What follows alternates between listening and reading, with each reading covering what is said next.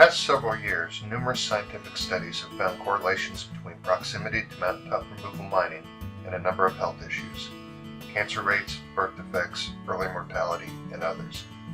The lead or co-author of most of those recent studies has been Dr. Michael Hendryx, Director of the West Virginia Rural Health Research Center at WVU's Robert C. Byrd Health Sciences Center. Appalachian Mountain Advocates recently traveled to Morgantown to discuss this research with Dr. Hendryx.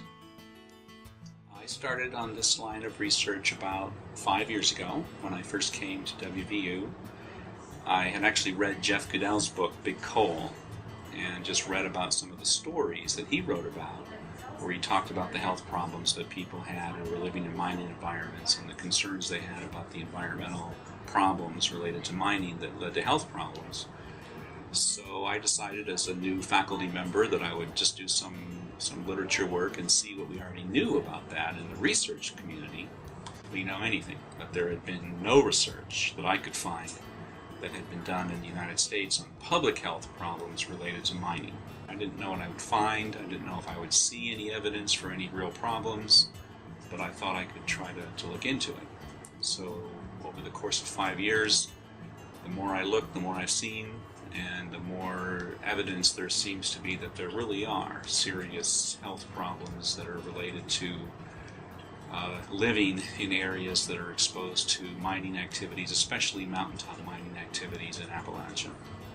So we've seen, for example, higher rates of cancer and heart disease and lung disease and kidney disease. We have seen for children effects related to low birth weight outcomes and to birth defects, and also to indicators of cognitive development.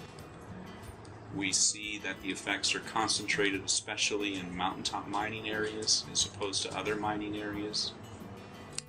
And we see also that the effects are not simply due to things like smoking or education or age or other risk factors.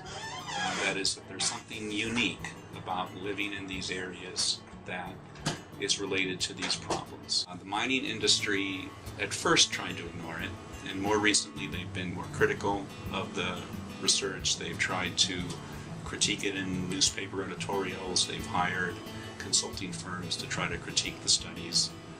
So they have never acknowledged that the problems are real. They try to excuse them and come up with other explanations or weaknesses in the results that account for the health problems that are here.